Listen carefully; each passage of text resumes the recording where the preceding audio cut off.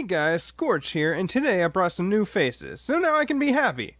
Or pissed. If you think the faces add or hinder this intro, let me know in the comments. So, the original Paper Mario was a big part of my childhood, being the first turn-based game I have ever completed. I remember having my parents rent it from the local Blockbuster. You know, those buildings all over the city that seemed empty until they finally closed down? Well, I played the crap out of that game for the entire week, then often borrowed it from my friend after that. I probably beat Paper Mario about 7 times, so I was disappointed that I had to skip the 1,000-year door because of my lack of GameCube. So when I found out that Paper Mario was returning for the Wii, I was ecstatic, but soon found it wasn't the game I was expecting. So let's talk about that. The Dark Prognost Kuro-Yugen show is an ancient book of prophecies that are dark. In its long history, it has ensured that all its owners have never found happiness. And the plot of Super Paper Mario is based around Count Black, the final owner of the Kuro-Yugen show. And that intro leads to Princess Peach waking up to see she is about to be wed to Bowser by Count Black. Bowser quickly agrees, as it is a long-standing dream of his, but Peach... Darn. Press day. Peach refuses, so Count's minion uses mind control to force her into saying yes, meaning that Mario Odyssey is completely pointless, even if Bowser does get a better suit. So as prophesied, under the union of the ferocious monster and the fair and lovely princess, the Chaos Heart is born. Then, late but heroically, Luigi jumps into action to try to protect the princess. He hits the Chaos Heart, causing it to react by scattering everyone around Castle Black. Which finally brings us to the start, unless you press the button before now, like any normal person would. So now the story starts at Mario's house, where the bros are just hanging out until a Toad comes running by to tell them that Peach has been captured. Being the heroic gents that they are, the bros lay siege to Bowser's castle, only to discover that Bowser was still planning his next capture of Peach. As they talk, Count Black appears to capture Bowser. Mario attacks him, but is quickly tossed aside and defeated. The Count brings everyone else to the wedding location, which feeds into that initial opening.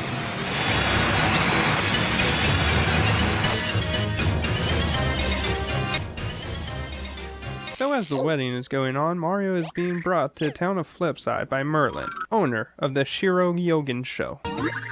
He tells Mario that he is the hero of prophecy that must collect the 8 pure hearts to stop the destruction of the universe.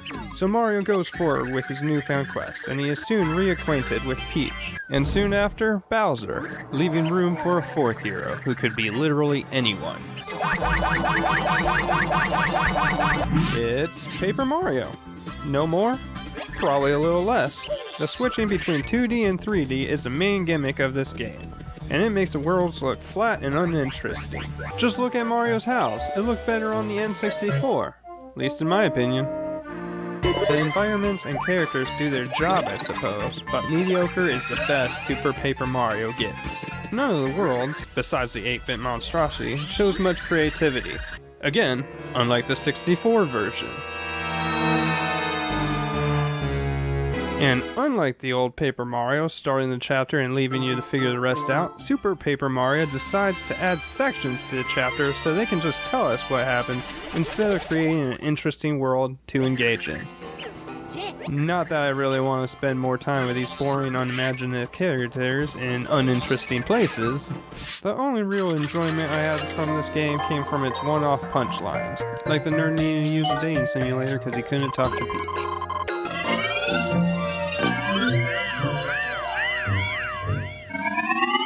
Hey, remember how Borderlands blew people away because of its interesting mix of first-person shooting with RPG elements?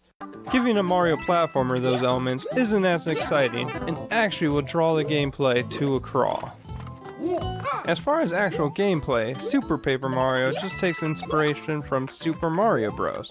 And adds RPG elements on top of it, then just makes it look like Paper Mario. As you kill enemies, you get points, and when your score is high enough, you level up and either get more attack or health. Throughout the journey, you will collect pixels, which will grant you special abilities, and these abilities include ground pounding,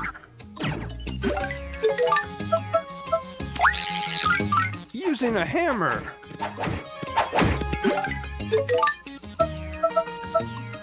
And even becoming thin, like paper. And I'm sure you noticed that I had a pause for each of those actions. Well, that's because this game wasn't designed for the Wii. It was designed for the GameCube, meaning you have to pause anytime you want to switch characters or pixels. And that makes a chore out of the simplest platforming sections.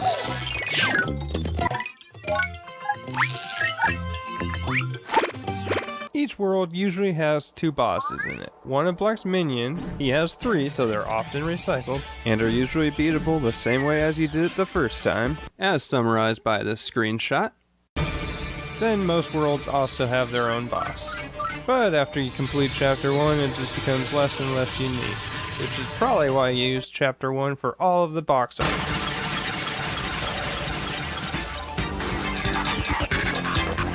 You know, after the misery of Knack and the stress of playing horror games all through October, I just want a nice casual game to enjoy. That game was supposed to be Super Paper Mario, so clearly I didn't get what I wanted from this game. I just wanted a lighthearted, fun game to play, but instead I get a game with a generic story, designs that make you wish you were playing any other Paper Mario, and gameplay that makes you wish you were playing any other platformer. Nintendo is always praised for the way they raise the bar in the gaming industry, but every now and then they make a game that seems to have the minimal amount of effort put in. Like Mario Tennis Ultra Smash and Super Paper Mario. I gave Knack a 5 out of 10, leaving the question, can I actually say that Super Paper Mario is worse? Yes, 4.5. Likes and thumbs, either order, I'm done here.